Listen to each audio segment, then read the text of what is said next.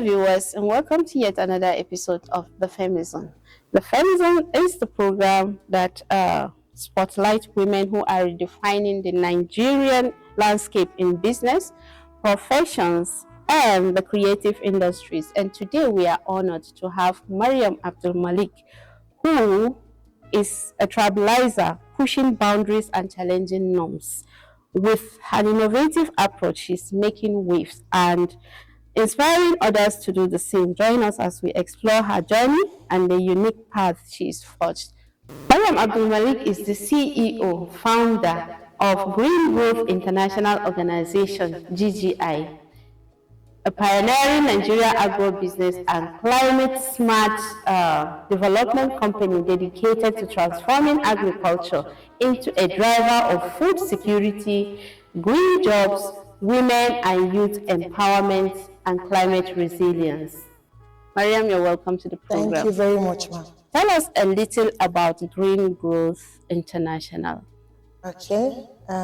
Green Growth International is an agribusiness company and development organization that is focused on transforming the agricultural landscape in Nigeria.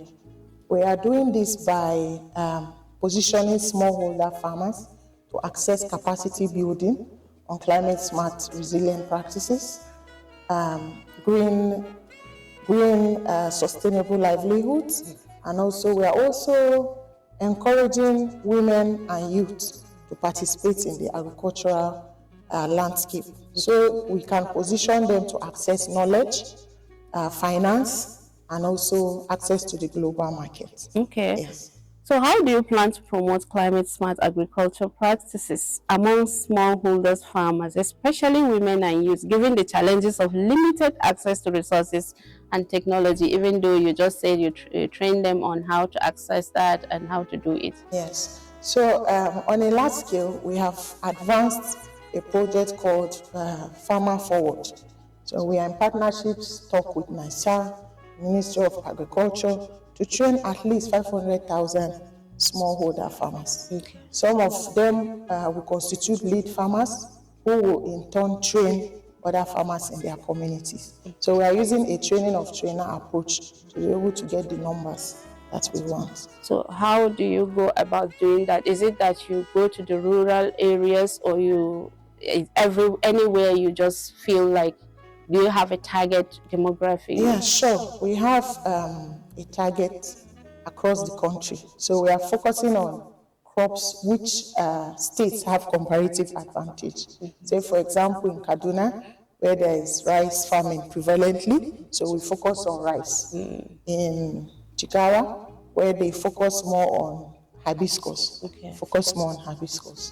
But the approach, those methodologies of climate smart practices is what we integrate into the model. Okay. Yes, the conventional model. So it's a little bit tweaked from what they do conventionally to CSA, which is more innovative. Okay. So you've mentioned how you go about doing it, but at the same time, I want you to be more specific on how the strategies you will use to improve access to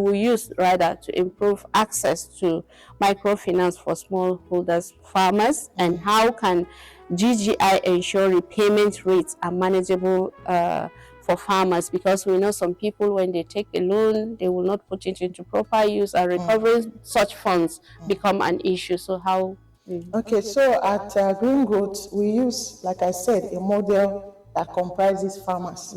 So in that farmer dynamic, we go for cooperatives. We don't just relate to individual farmers one-on-one. So it makes recovery difficult, and then they can just vanish.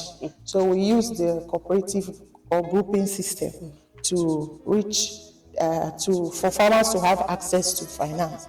And then in their own communities, we try to partner with microfinance institutions that are there, so they could access inputs, whether seeds or fertilizer, so as to enhance their productivity in terms of yield. Yes. That's a very good one. So what plans has GGI put in place to help reduce post-harvest losses for smallholder farmers, and what opportunities exist, adding value to crops like hibiscus, sesame, and ginger. Okay, for GGI, post-harvest and post-harvest handling practices are very crucial because that is where farmers incur losses even more than in the productive stages of farming. So we do capacity building for them towards the end of every harvest season on how they should go about that activity. And it is also in that aspect, that value chain, you find women more prevalent. Women are the one doing the cleaning, sorting, sieving, winnowing. So that's where you find them. So there are lots of opportunities there for women to make money. So they do the sorting, cleaning, drying, bagging, and in that process, they earn incomes for themselves and their livelihoods. Okay. So it's an important factor again because without the right technologies to adopt to harvest, let's say, for example, in a huge cluster of farm, and then where you have a very huge land mass, we propose using combined harvesters so that they go in and then take everything down, and then it makes harvesting very easy. But for subsistence farmers where it's just a small family grown farm, we encourage them to use the right sickles that are sharp, and then to also watch out for the signs before they harvest. And then we teach them also how to avoid contamination, using clean spaces to clean, winnow, trash, and sort. So we adopt good quality assurance processes in all we do. That's a very good one. At least Nigeria is trying to catch up with the rest of the world. And we know that there is no business without challenges. What will you say are the challenges GGI faces in promoting renewable energy solutions like solar irrigation pumps in rural areas, and how are these being addressed? Well, some of the challenges I would say that we are facing is not is about social response. It's a new innovation, and then because it is new, not really new, but not widely adopted, you face like some social resistance. Not because they don't value the innovations, but because they are not so cheap to buy. Yeah. So we try to sensitize them more on why adopting these technologies like solar pumps, solar panels, green cook stoves are better for the environment and the climate, for their own health, and why it is even more efficient. So with sensitization, with more sensitization, farmers are now willing to accept that the innovative way is really the way to go. And it not just enhances productivity, it also cuts down waste to some extent. This is a very good innovation for Nigerian agriculture. So how is GGI planning to link the smaller farmers to the global community? Okay, so this is a very crucial question, and we have to be very rigorous in ensuring that we don't just leave farmers at subsistence level. They do the hard work actually in the production phase. They do most of the labor. They put in so much effort in it, so they should get value for their work, really. So what we do is we link them up with aggregators and off-takers, people who will buy at prevailing export market rates. By so doing, they get value for their money. Then secondly, we train them through capacity building so that if they are still operating in the informal sector, perhaps just using their bank account and is not registered, we move them to the formal sector where they get CAC documentation and get their SCUMO, and then they can operate as business owners. So on that playing field, they are seen as more serious, and then even the exporters take them as important stakeholders in the agricultural value chain. And it has been very receptive of the farmers to see that we have genuine interest, we genuinely care for how they do business, and we want them to move from A to B to C to D. And they are very grateful for what we have been able to achieve so far. Okay, let me go a little bit personal. I've known you for a little while now, and I once read where you said you work with, is it Global Home, and then you've been into politics, and now you just grab this green growth international thing, and you're doing it so well because I'm an ardent follower. Yeah. So how do you navigate through those different sectors? In my professional formative years was when I started working with Globacom in Lagos. I would say that experience was, it helps me shape the kind of woman I am today because, you were always, you were always working on that high level plane where mistakes are not allowed. You had to be focused, disciplined, and be resilient. So starting up at 24 years old in Lagos was a different life entirely. And that has shaped and modeled me to the woman I am. And also, other experiences I've garnered now for close to 18 years have positioned me to be able to drive green growth to where we are headed.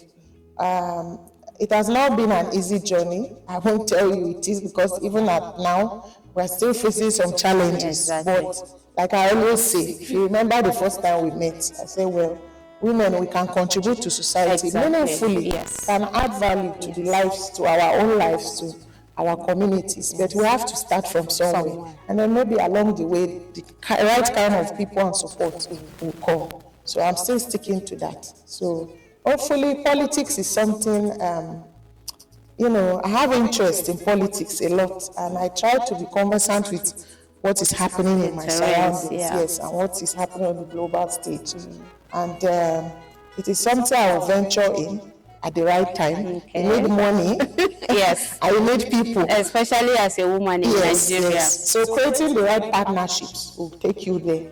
And then money becomes secondary. Yes. But once you have the right partnerships, the right linkages, and the right people on your turf, so it becomes very easy to navigate. Not like very easy, but the challenges will be less. Become less.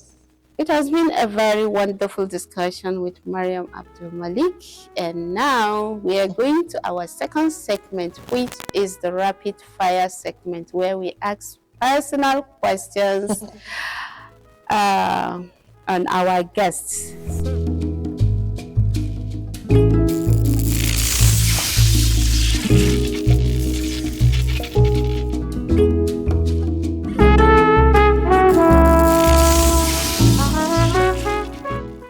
Well, I like to read.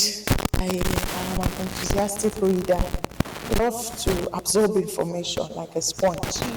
And I also love to cook. Okay. I love eating healthy meals, and I love so passionate about cooking. I think even next to my intellectual pursuit, I think cooking comes first. Yeah. But I have to do business and survive, so I mix it. But I love cooking, I love reading, love hanging out with my family, friends, and sports. Sometimes I just like to walk around my house and do. I think you have taken the next question out of my this thing when I wanted to ask, how do you unwind after a long day? Okay, I'm kind of an introvert somehow. As much as I appear like an extrovert, I like my alone time. I love solitude because that is where I recharge. Yeah. I go out during the day, do some work, and I'm back, I'm tired. I just want to just take some moments, to recalibrate. So my alone time is that space where I can think and then set my priorities and then declutter my mind. So I love solitude a lot, and I love to talk to my folks as well. That's a very interesting one. So who is the most influential person in your life, in your career in general? Professional-wise? Yeah. Or personal? Well, it's just a blanket question. Okay. I think professionally, that should be a friend who I had lost some years ago. But he was very influential in, seeing that I had a lot to give to the world. And he encouraged me to pursue the things that, matter, the things I was very keen on doing. So he pushed me to achieve those things. So unfortunately, he's no longer here. But I do pray for him time to time when I think about him. May Allah rest his soul. Amen. So what's the biggest misconception that people have about you and your principles.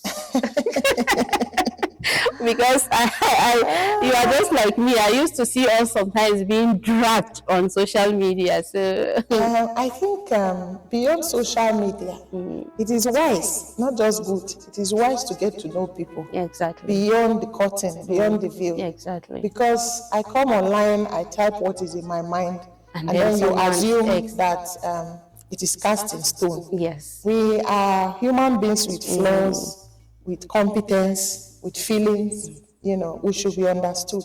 And how can we be understood is when we are given a listening ear, when we are given allowed to speak, when we are allowed, when our voice is allowed to matter. Yeah. That is when people can get to know us. So you can't know me from afar if you don't come closer. Yeah. And I love people.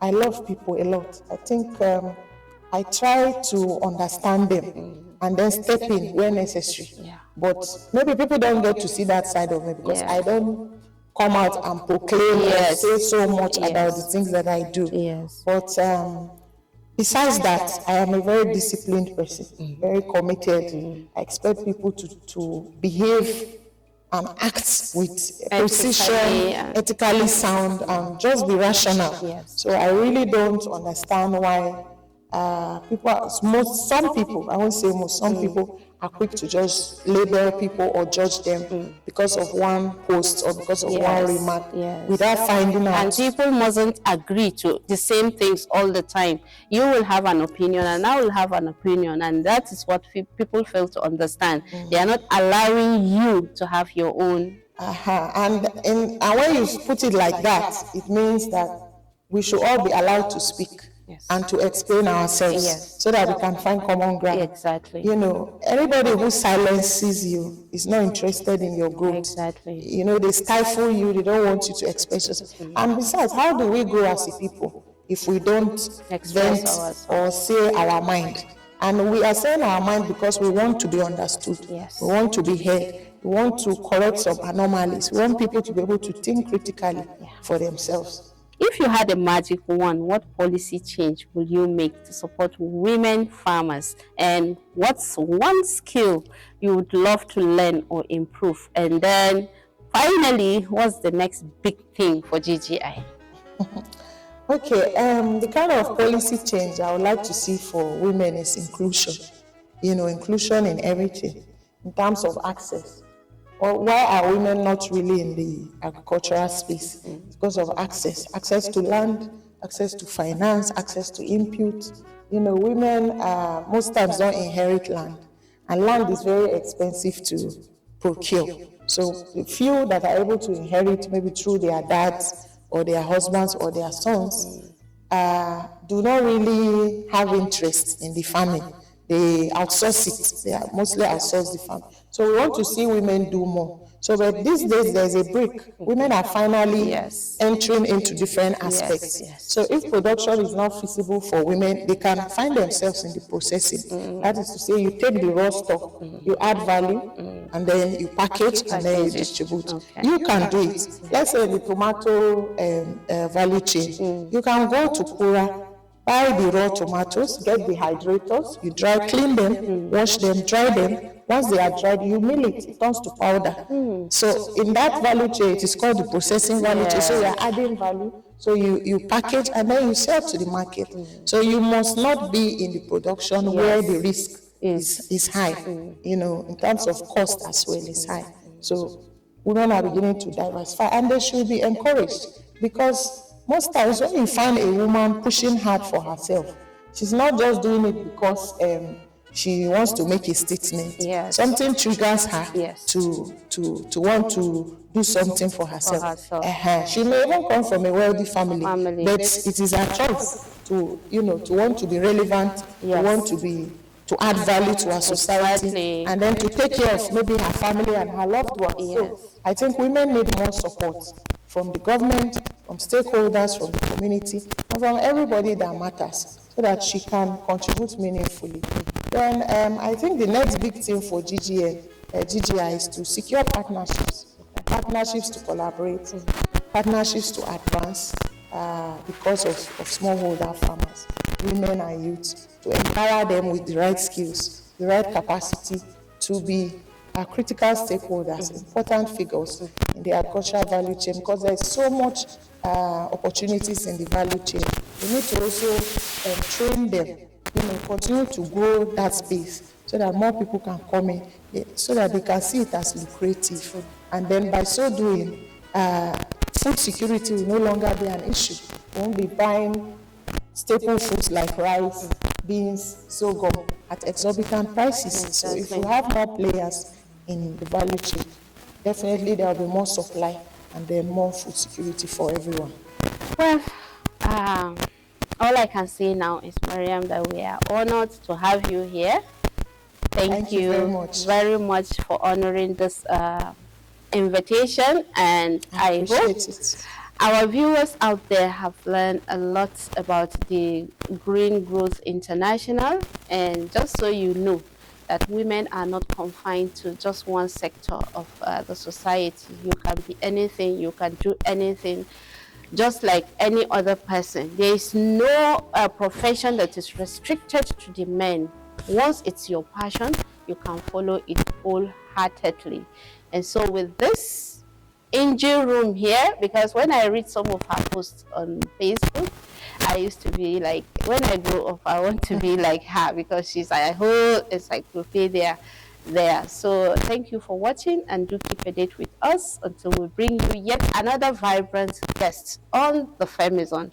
I remain yours, Rashida Yahaya, saying subscribe to our channel and follow us on all our social media handles. Thank you for watching.